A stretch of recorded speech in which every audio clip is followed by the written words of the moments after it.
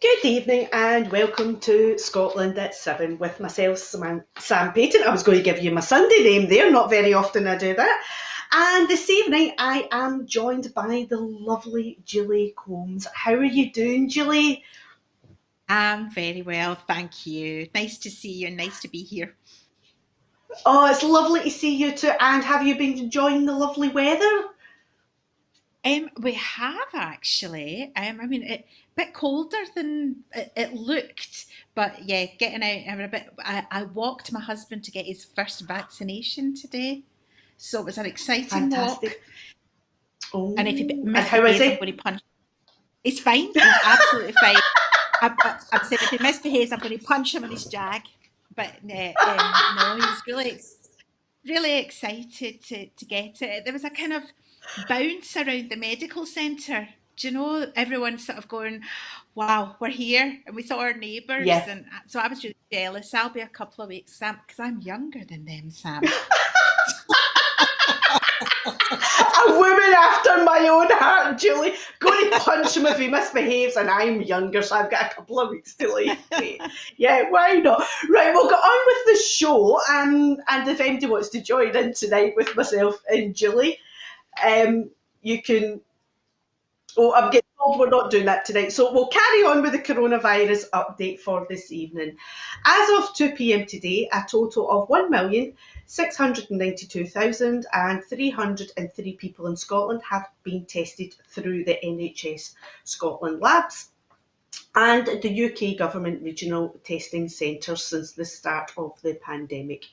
Of these, 1,489,291 were confirmed negative.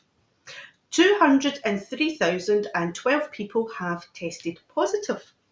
There are 542 new confirmed cases of COVID-19.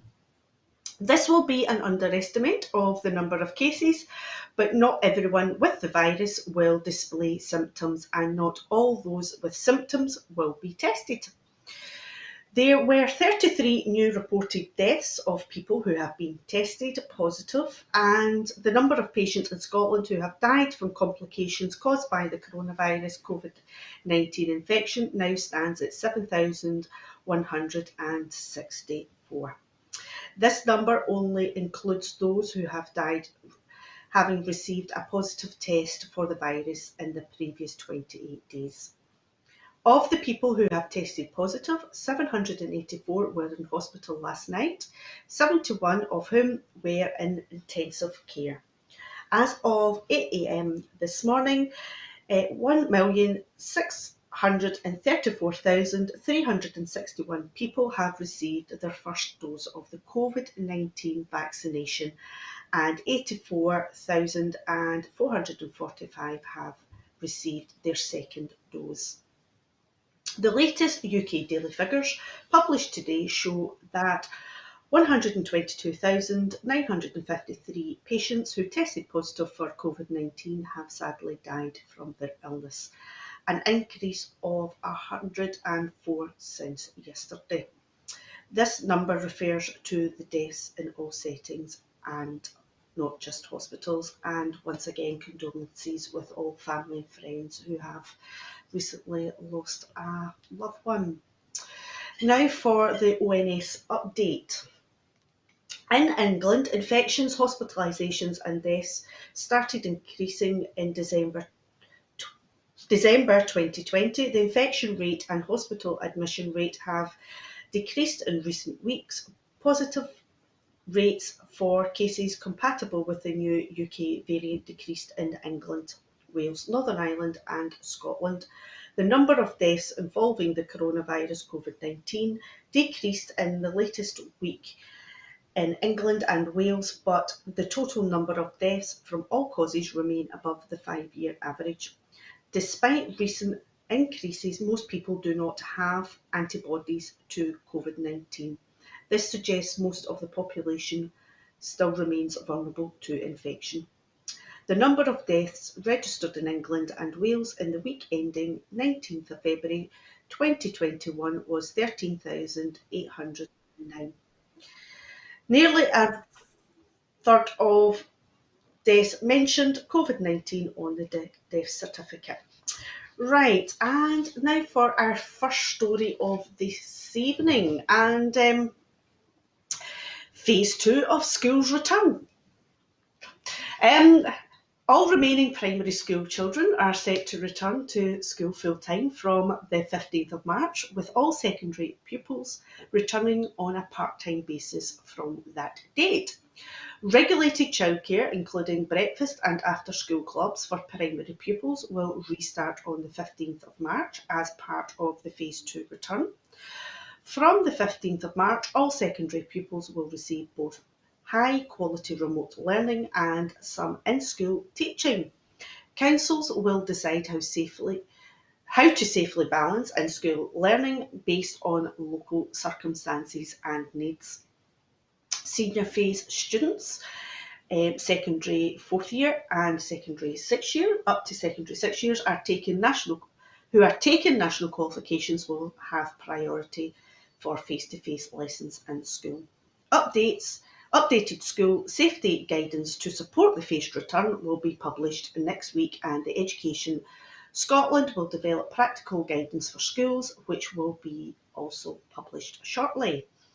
Local authorities will be encouraged to support young people's well-being in other ways, for example by providing more opportunities for outdoor learning.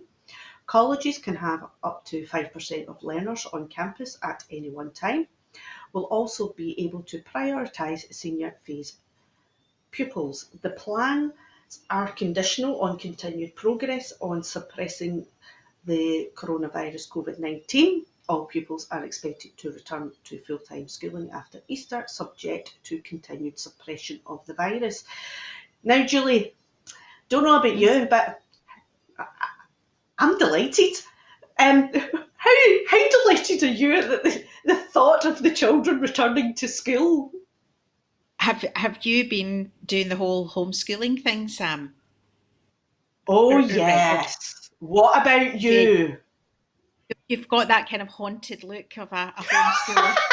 I, Isn't I, that I, obvious, Julie? I just think, I've said this on when I've been on broadcast in Scotland before. I feel kind of very lucky that I'm kind of between a lot of categories, if you like.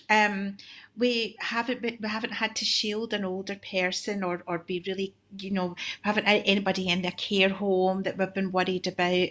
I mean, it's not lucky in a sense that it means that neither my husband or I have got any parents left, and but my kids are grown up. My kids are 25 and 22, and so we haven't had to do the whole homeschool thing.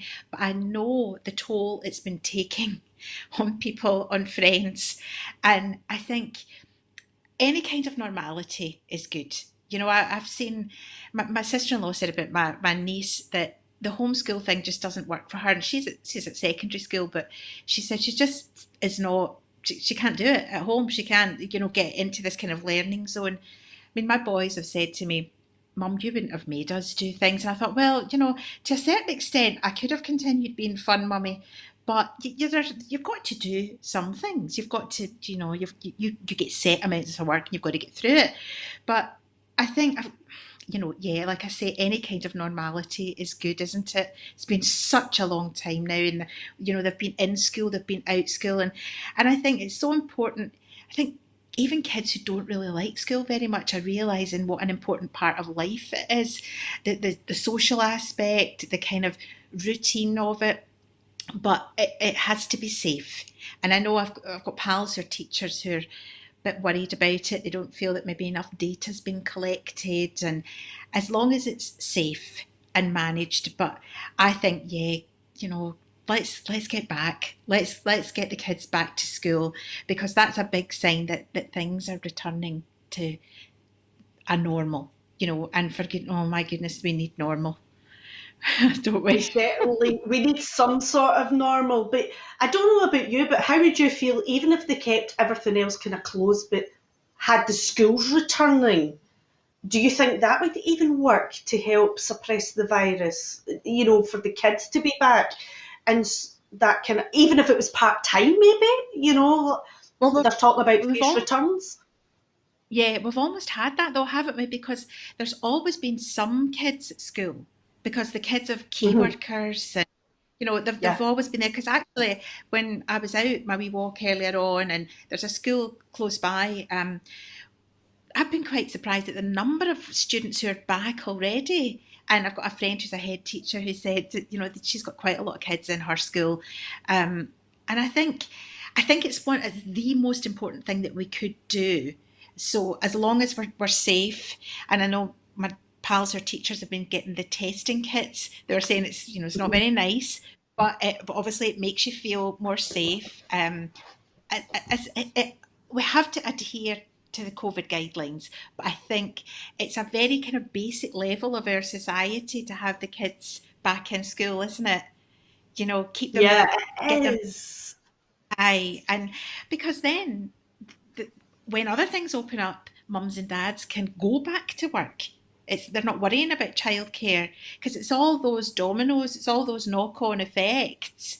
But yeah, I think it's all about safety, though, isn't it, as well? It Yeah. is. What about even one of the things that we've discussed on the show a few times, and I know even in my local community with other parents and things like that, even outdoor schooling, like more forest schools and things like that. What do you think of Well, them? I live close to I'll give my location away here. I live close to Lauriston Castle in Edinburgh, and they have a wee forest sort of kindergarten. And Yeah, every time I go in there, I see the kids. It's incredible, and they're out there in their wee wellies and their raincoats, and they're all just having such a good time. And I think if we could do a bit more of that, I mean, obviously, you can't do it for people. If you need to be in a science lab, you need to be in a science yeah. lab. Um, there are certain conditions that you can't do it in, but I think especially for younger kids, for early years learning, I think the outdoor nurseries are absolutely brilliant. I wish my kids had been able to go to it. I just think it's such a fabulous idea. It is, isn't it? I personally, as a parent, would love to see us going more towards the forest school idea, especially for the wee ones. I think it would be great. So now we're going to move on to our next story of the evening. Secret Ponton's blacklist prevented bookings by people with Irish surnames. A blacklist circulated by the holiday park operator Pontons, telling its staff not to book accommodation for people with Irish surnames, has been described as completely unacceptable by Downing Street. The list of undesirable guests was sent to booking operators who were told, "We do not want these guests on our parks." It said, "Please watch out for the following names for any future bookings." The list, which included names such as Kearney, Boylan, McGuinness and Mahoney, was an example of anti-traveller discrimination. A spokesperson for Boris Johnson said the document had a picture of a wizard holding up a wand and staff declaring "You shall not pass." The attached memo said several guests are unwelcome at Pontons. However, some of these will still try to and book, especially in the school holidays. But the list only provided surnames. A whistleblower who approached the Equality and Human Rights Commission with the policy also revealed that the firm had been monitoring calls within its contact centre and refusing bookings made by people with an Irish accent or surname, and was using its commercial vehicles policy to exclude gypsies and travellers. The EHRC said the practices amounted to racial discrimination and breached the Equality Act of 2010. Julie, I'm just reading this here and I'm absolutely appalled that a holiday park could think this was absolutely acceptable in any shape or manner in this day and age. It's just, I'm just shocked. Pontons is not somewhere I would go anyway. It's not my type of holiday, but I certainly wouldn't go after that. What's your feelings on Well, the fact that a holiday park is? been so discriminated against Well, people. I know. As an actor and writer and performer, I know a lot of people who work in the holiday parks, who do the entertainment, and I kind of can't believe it. I read first I heard of this morning. Sam, was a friend of mine had tweeted about it. Another actor, it was Ian Robertson actually, and Ian Robertson said, "My mother's maiden name is on this list," and it was, it was one of those beggars belief moments. It reads like the script of some black comedy. The fact that there's this wizard there, thou shalt not pass. This level of discrimination against anyone is absolutely disgraceful and despicable in this day and age. I mean, it's one of those things like, you always suspect that things like this happen, but to actually see it in black and white is just so insulting. It's so crass. And I mean, nobody should go near Pontins, in my opinion. Nobody should go near it ever again. Someone is going to have to pay for that statement, that list of things that come out. I mean, how do they recover from that? I just don't know. It's like segregation. Do you know? It's horrible. Absolutely horrible. It is. I mean, do you think that they're going to be fined or something for this? Because surely there's got to be some sort of reprimand for this. Because they can't get away with discrimination and not be some sort of fine or something. Well, It's just. there's a thing like, I mean, I've done a lot of work with my union, the Actors Union, Equity, Yeah. and there's a lot of there's equalities work happening all the time, because we're nowhere near where we should be on the equalities, across society. And definitely the new sort of term that I discovered quite recently was GRT, which is Gypsy Romany Traveller. And Yeah. I had when someone starts to educate you as to the amount of discrimination that they have experienced, your jaw kind of just hits the floor, and because you don't do that yourself, you don't imagine that other people are doing that.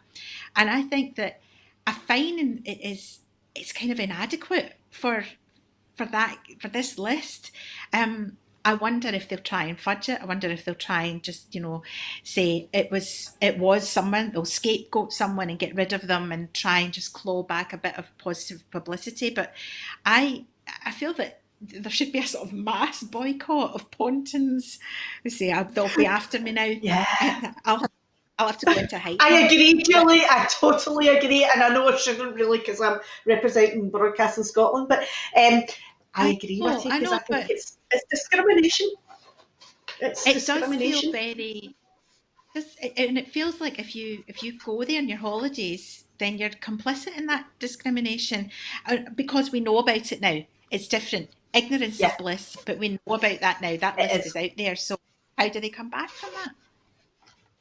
I don't know. It would be interesting to hear what Pontins are going to say now. And right, Linda's telling me they're working with the Human Rights Commission. So sorry, Oh, right. the Equality and Human Rights to try and rectify. But the thing is, it's a bit late now, wouldn't you think? That the fact that the damage is already done and this is already went out there. I mean, do you think Yeah. they are going to be able to come back, and if they were to put out a big apology or something, do you think that would help? Well, people have survived other really massive Yeah. things. Like governments have survived things that I didn't think they should have survived, Sam. But Hmm. I just think that it's it's so inhumane, and it's kind of it's really snide, and like, I'm sure they'll take your money, but that it kind of shows you how they feel about everyone who comes on holiday, Yeah. in a way. I think that they're not really caring about the holidaymaker, and I think we all have to ask ourselves that: do we want to go, and do we want to pay to go for a holiday to somewhere who thinks about their customers like that? Because they're, but for the grace of God, go us. They could be discriminating against Scots soon. You just don't know. Um, but Well, But that's the thing. They could, who, that's the thing. Where does it stop? how do we know how many lists exist? Well, So there's a I don't thought. know, but I do hope Mm, that human rights come down hard on them, and I hope that they make them pay for it, whether it's financially or um, you know, making them be morally and contrite. ethically. Yeah. Yes. Yeah, well, I think we've all kind of got to kind of take a wee bit of responsibility here and kind of, as Julie says, think about this one because how many lists Mm-hmm. could there be? Right, Mm-hmm. now for the next story of the evening. Right, budget call to end public sector pay freeze. Right, we've got a few budget stories this evening. So the first one, the SNP has demanded Rishi Sunak use the up-and-coming budget to U-turn on the Tory public sector pay freeze, saying it is punishing workers in the middle of an economic crisis and after a decade of real-term pay cuts.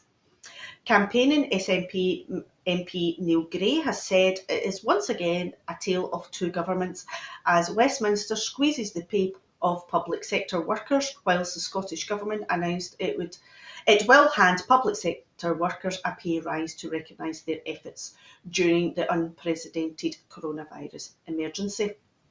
Figures from the Scottish Parliament's Information Centre also revealed that public sector workers in Scotland will earn more than their equivalents in Tory-run England after the SNP's tax proposals for 2021 to 2022 take effect. Now, Julie, this is again certainly Mm-hmm. is a tale of two governments.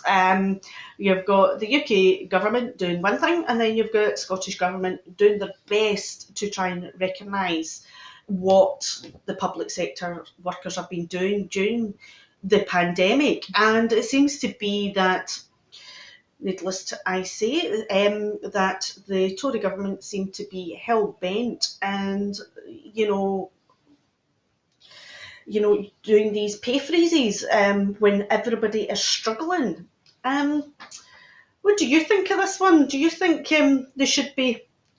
I'm going to ask an obvious question here, sorry, Julie, but do you think they should be ending the public pay freeze to the public Oh, sector? I absolutely think they should be. But again, and I don't know about you, Sam, but I've never felt further away from Westminster, never. And I absolutely this tale of two governments, and in my work with my own union.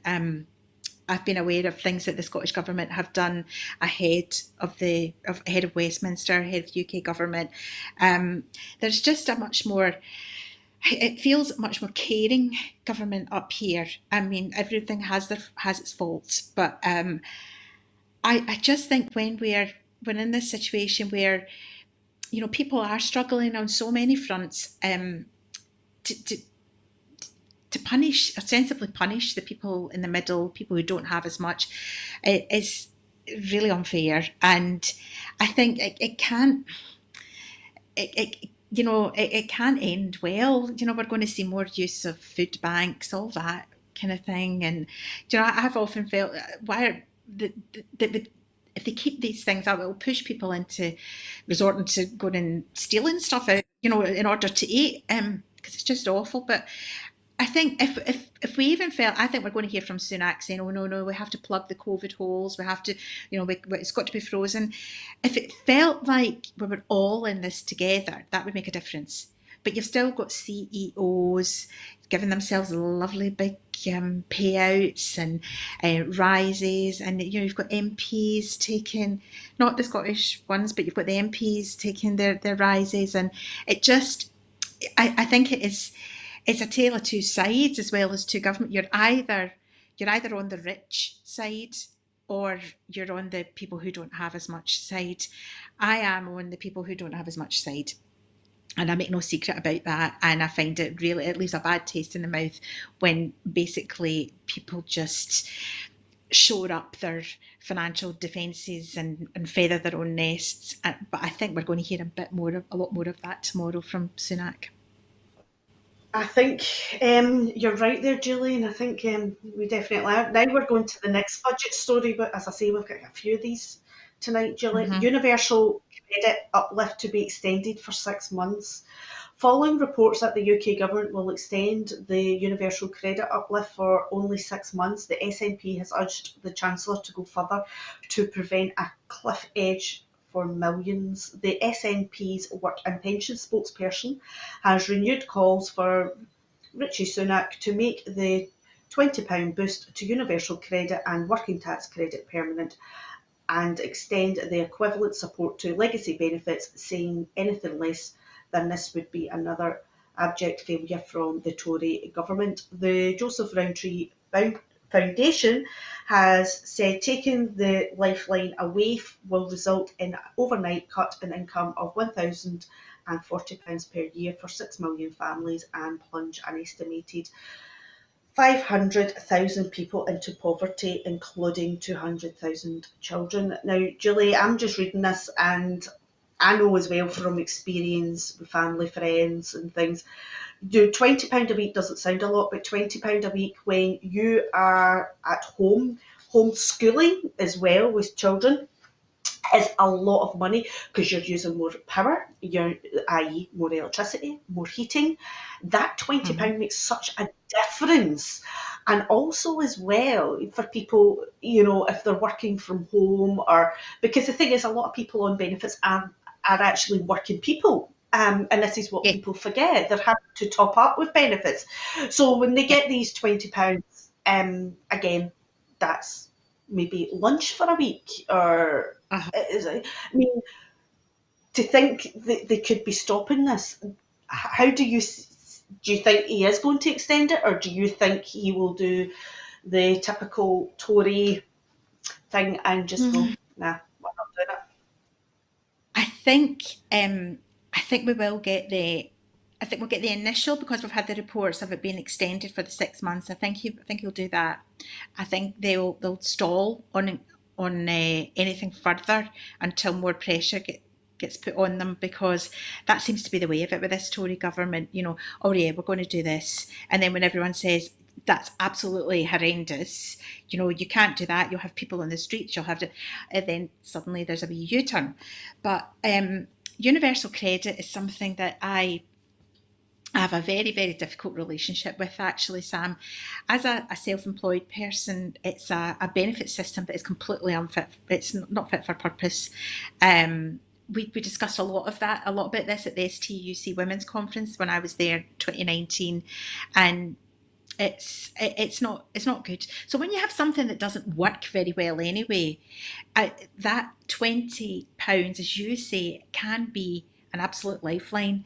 I think it's incredibly important that it gets continued, but I do think they always have to be pushed and pushed and pushed until they do it, which is tiresome and unfair, because you're fighting for something that, what's 20 quid? What's 20 quid to Rishi Sunak? I know it's a lot of 20 quids, but you know what I mean. But yeah, Aye, universal credit, it's a lot, but one it's for, not a lot. Yeah, yeah. definitely. I agree with you totally, Julie. As somebody that's a self-employed female, universal Hmm. credit doesn't work. It really does not work at No, all. no, no, I no, think no. that's what they're hoping for, isn't it? Yes, yeah, absolutely. Um, right, now for our next story on the budget. Support for the excluded. The SNP's Shadow Chancellor and co-chair of the excluded UK All-Party Parliamentary Group, Alice Thuris, MP, has ramped up the pressure on Rishi Sunak to heed the widespread calls and bring in financial support for those excluded from the UK government coronavirus schemes.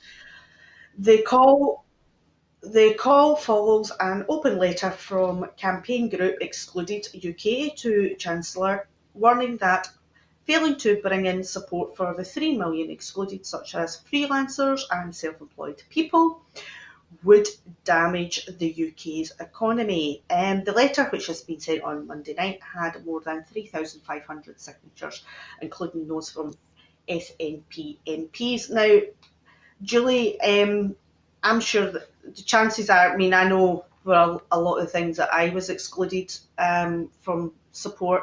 Yes. You're nodding there. I'm sure you Yes. have been as well.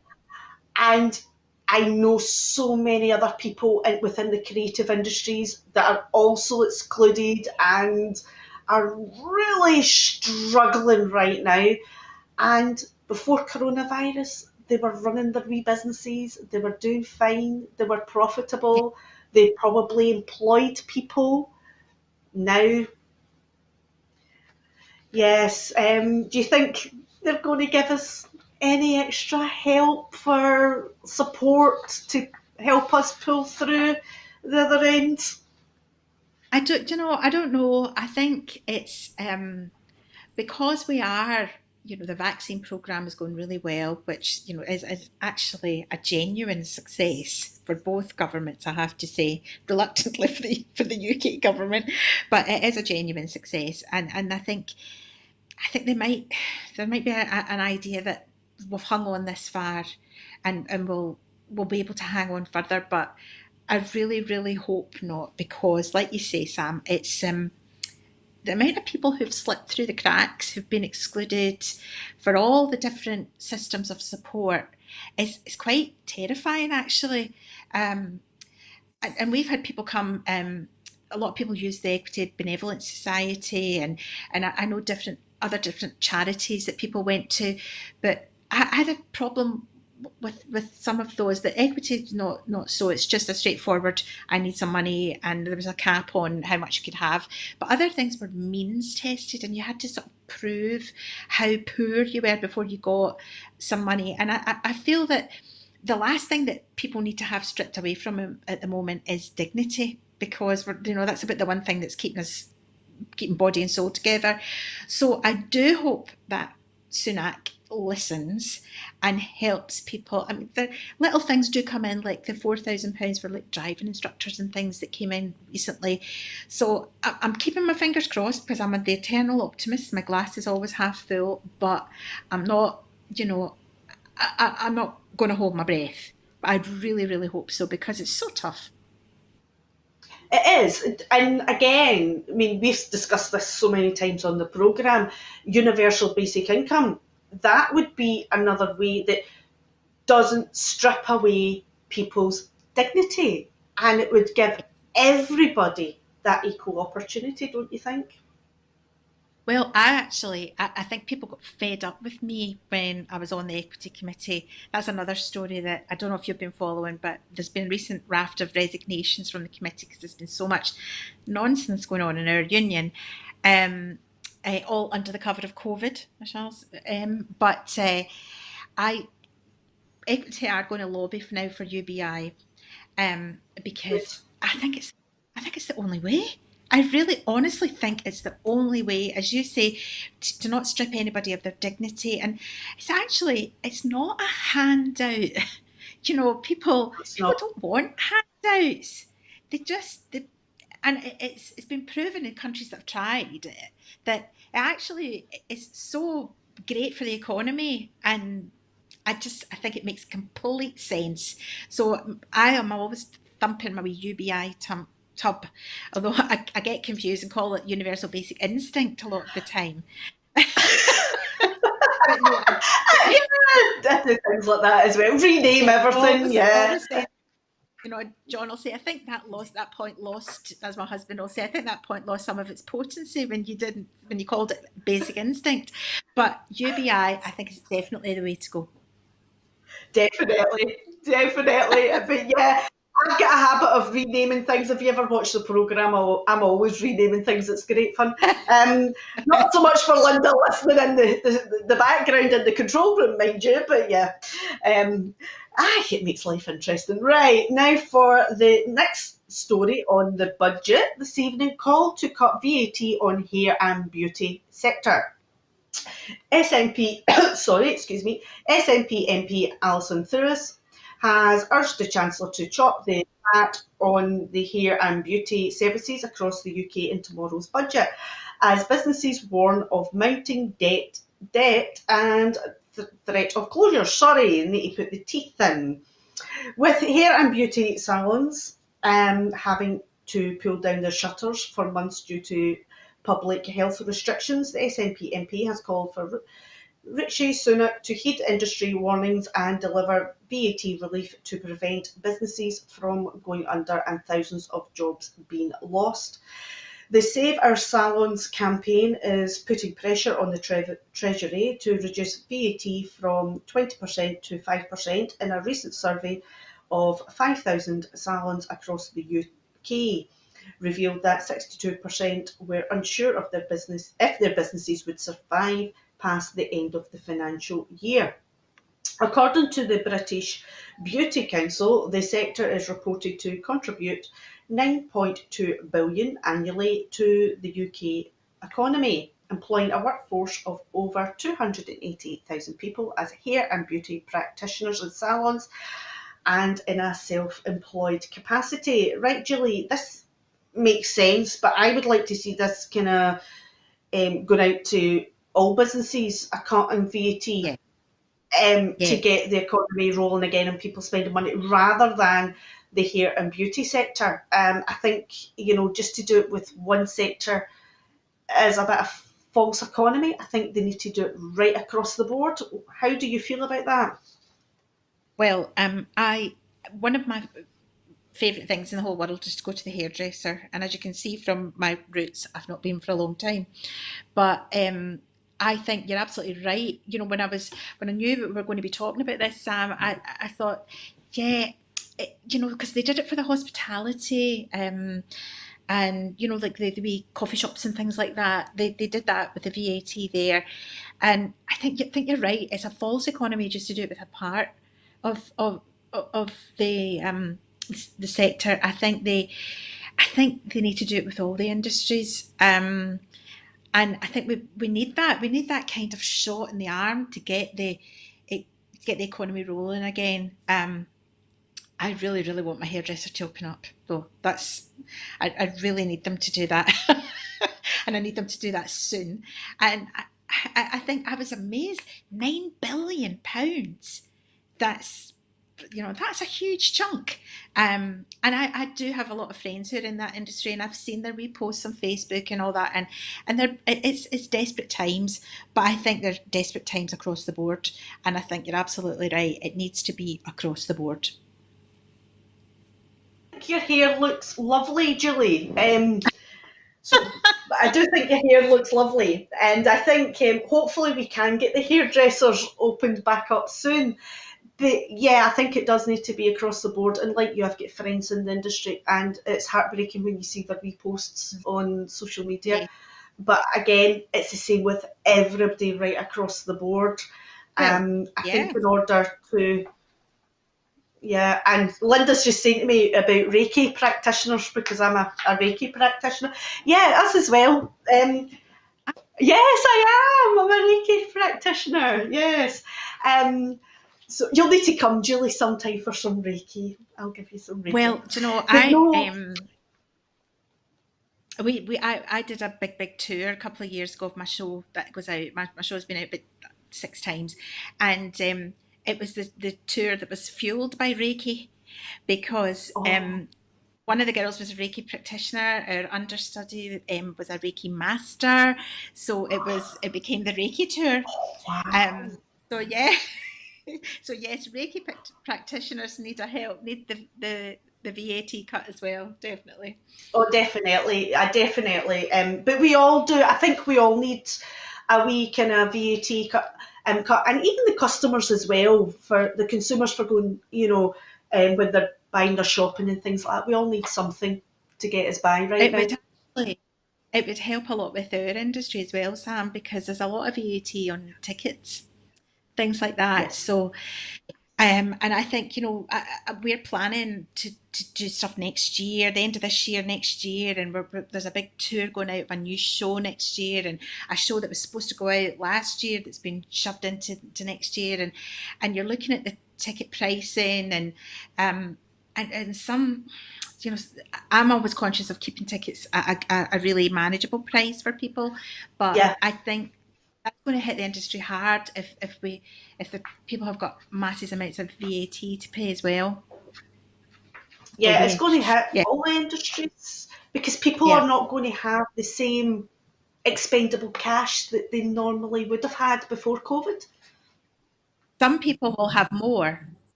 Yeah, Yeah, some. yeah.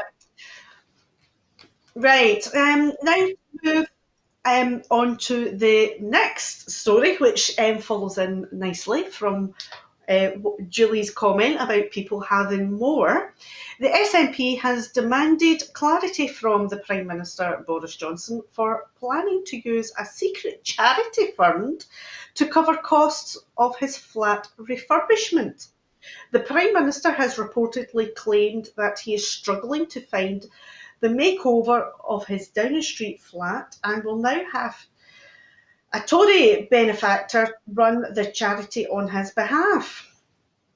The news comes just a day before the Tory UK budget, which is expected to cut public sector pay and fail to make the lifeline £20 a week universal credit uplift permanent.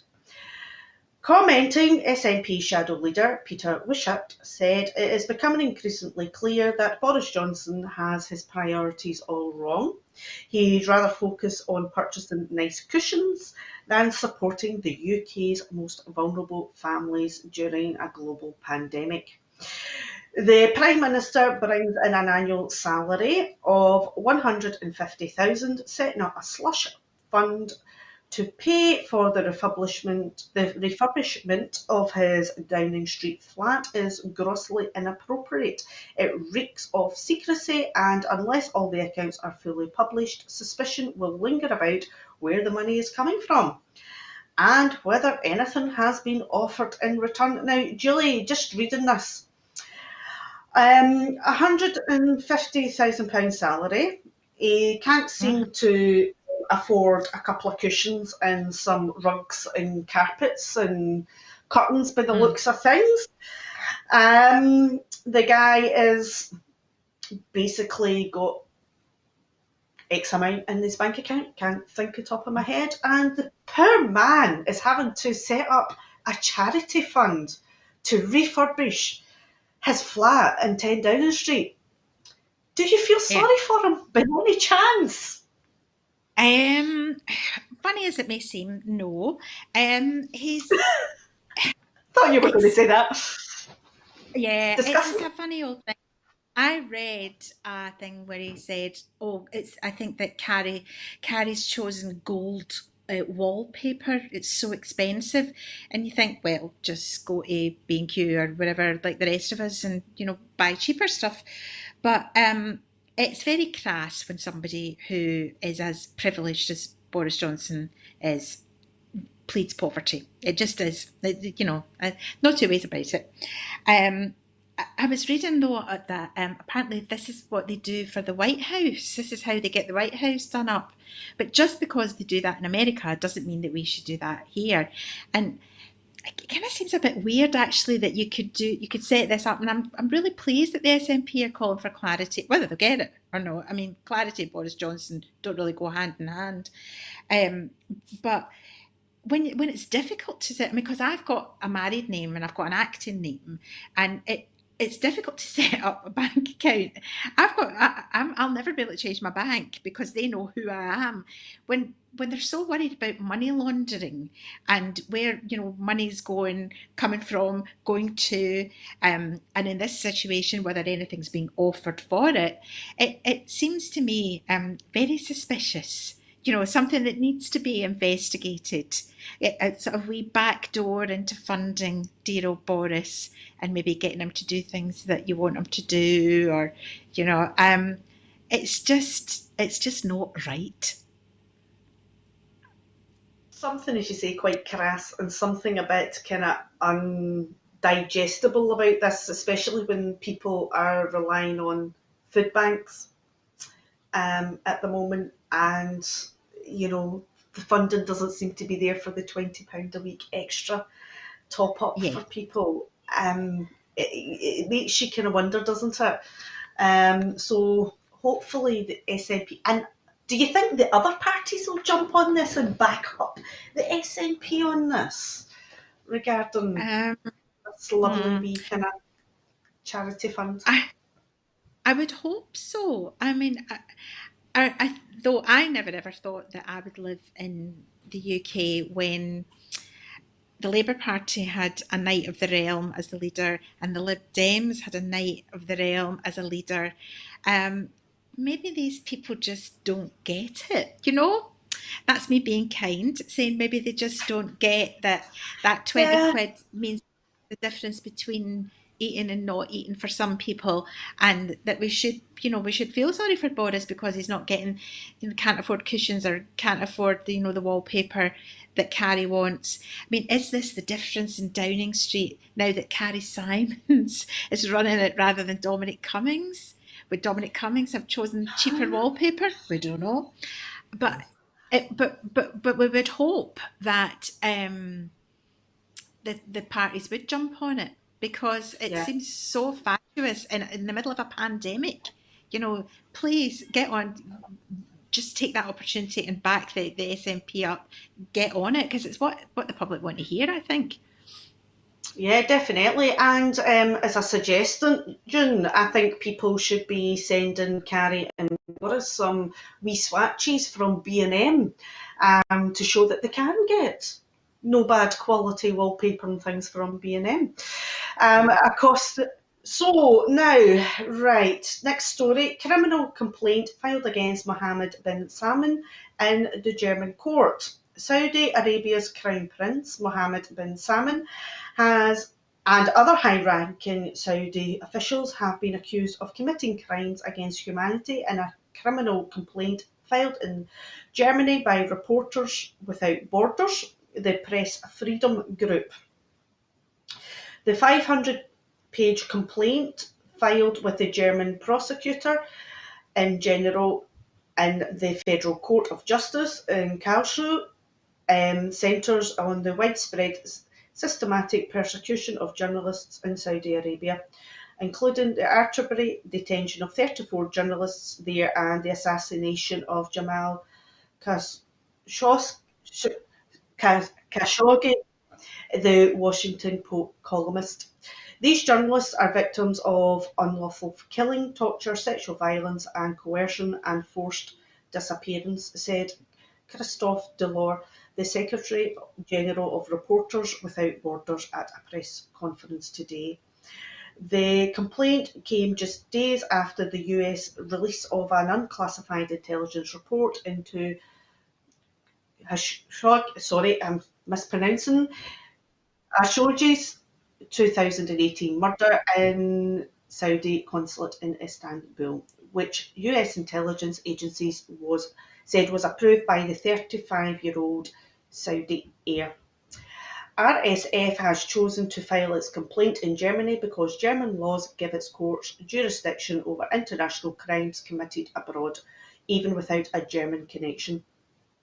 RSF indicated that it hoped its complaint, which centres on the Prince Mohammed and four senior officials, will lead to the German prosecutor to open what is known as a situation analysis, which could lead to a formal prosecutorial investigation into whether Saudi officials have committed crimes against humanity by targeting reporters.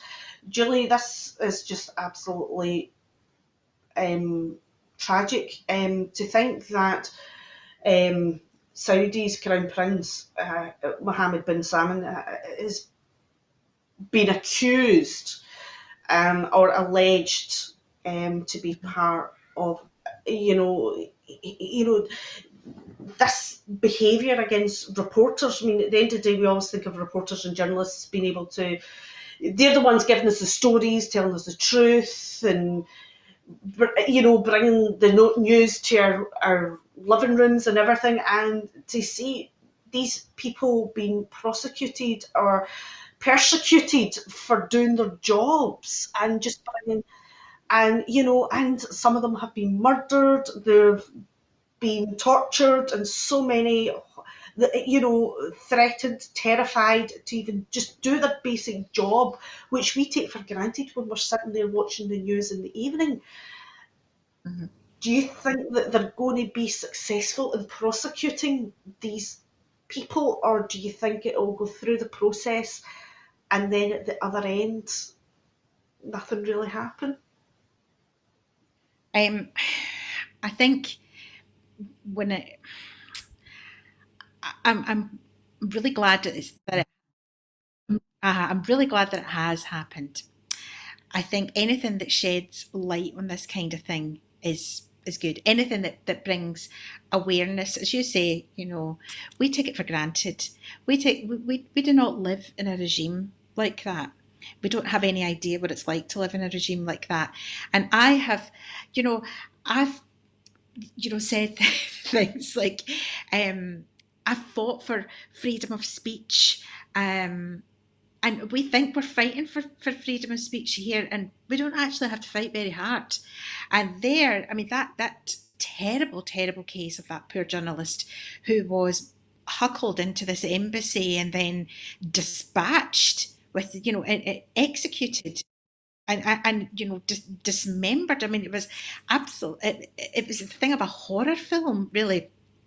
And we know that happened, and those kind of things can't happen in that space in an embassy like that without people high up knowing about it. And again, it's a much more serious thing than the lists at Pontins and all that kind of thing. But there's a lot of things that people know happen, but they don't. There's no evidence. Well, now there is evidence, and hopefully Germany will open up this situational analysis thing. I think it may only bring awareness, and it may drag us closer to holding people to account, but I think it will become diplomatic immunity, and there'll be a protection around these anointed people, which is it's a horrible facet of humanity, horrible. But I think it always happens. They're cosseted by their wealth and their position, but I really hope that it does blow open some of these situations, and that because it's been a long time coming for Saudi Arabia. Yeah, definitely. It certainly has. Right, now for the next story. The US imposes sanctions on Russia over the poisoning of Navalny.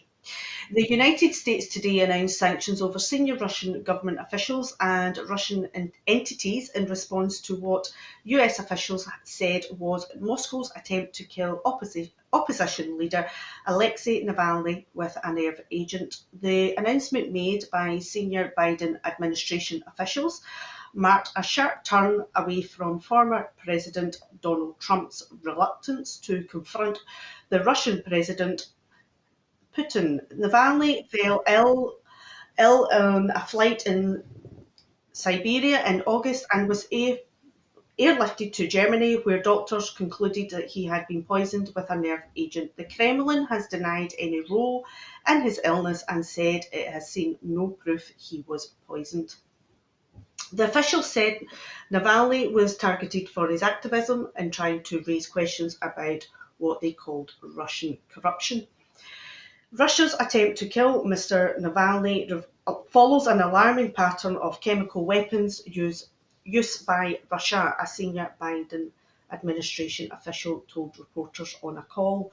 The officials said 7 senior Russian government officials would face sanctions such as asset freezes. In addition, 14 entities associated with Russia's biological and chemical agent production, including 13 commercial parties and a government research institute, were levied punitive measures. The US moves were taken in coordination with the European Union. The officials reiterated Biden's call for Russia to release the Navalny from prison. Now, Julie, obviously we know that Trump wasn't going to kind of get involved in this and do anything. Now, Biden has stepped in and decided to take a tougher approach towards Putin. Do you think they're going to, based on the sanctions from the US, do you think that Russia will release Navalny from prison, or do you think they're going to stick to their guns? Um, unlikely that they'll release him, really, isn't it? I think Yeah. it's a really good thing that Biden has done this. This is his first sort of action towards old Vladimir Putin, because I think that's just really important because Trump just seemed to be, and this is my personal opinion, so I don't. This is not broadcast in Scotland. I mean, it did seem to be that Trump was pretty much Putin's puppet. They were very good pals, and I think Biden is going to have to he's going to have to draw those lines and push Putin on things. Whether Navalny will get released from prison or not, I don't know. But if he could get, if he's sort of saying, I'm not going to take any Russian influence, and I'm not, we're going to keep pushing against Putin, which I think it's not something Vladimir likes very much. But I think it's, again, it's like we were talking about with the reporters thing, with the complaint against the Saudis. We don't know what it's like to live in those regimes. I mean, imagine being poisoned for being an activist. I'm an activist. I've been an activist for equity. It would be so much harder to do that if you were at risk of your life being taken. So yeah, good on Biden. I think. Yeah, let's see how this goes. Yeah, Mm-hmm. it'll be interesting. We'll keeping a wee eye on it and hopefully reporting Definitely. on this in the Yeah. future, broadcasting Scotland. Right, for the final story of the evening, Holyrood passes defamation and malicious publication bill. The definition of what constitutes as a defamatory statement has been set out in Scots legislation for the first time under reforms passed unanimously by the Scottish Parliament this afternoon.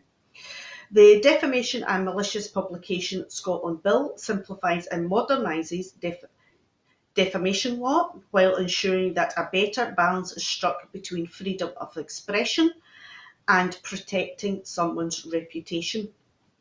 Modern society communicates in vastly different ways, and the speed and the accessibility of social media has increased the potential for unfair damage to reputation. Defamation law can also potentially impact many more people than a generation ago. The bill prevents defamation actions being brought against secondary publishers, those other than the authors, editors, or commercial publishers of material containing defamatory statements, with certain exceptions, for example, where the harm caused by the publication is materially increased because it has been republished to a much larger audience. Other changes include explicitly recognising a defence of publication on a matter of public interest and ensuring that a defamation action can only be brought if the published statement caused or would be likely to cause serious harm to the reputation of the person making a complaint. Community Safety Minister Ash Denham said Parliament has backed this important legislation to modernise the law covering defamation. The existing laws have been spread across several statutes and areas of common law, some of which were decided more than 100 years ago. This bill brings the law up to date, simplifies it in key areas while striking an appropriate balance between freedom of expression and the protection from unfair damage to reputation.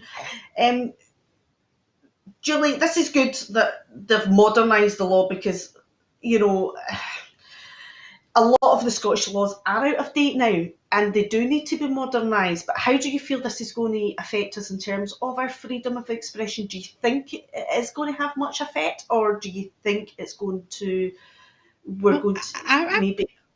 It is a difficult one. yeah, I would hope that, when I just said to my husband we were going to be talking about this, and he said, "Does that mean the internet?" Because of course we've had a lot of stuff on the internet with this whole campaign that I've been involved in, and it's a dodgy area. People say things on the internet and retweet and repost and all that, and I think modernising it to incorporate the internet is a good thing. But whether there is going to be compliance and how it's going to be, yeah, yeah, but it's Linda was saying there about retweeting and things like that, so that you wouldn't be responsible because you're not the originator of the thought. But I think we kind of need a bit of a a bit of a Travis Bickle taxi driver cleaning up the streets of the internet sometimes. But it's good. It's good that it's been modernised, definitely. Do you think it's going to make people think more, think before they tweet or think before they type? Because I think sometimes when you're reading tweets or even things on Facebook or any social media platform, people tend to type and then think. They don't, it's like, it's like talk and then, speak and then think. It's that kind of similar idea. So do you think it's going to make people think first?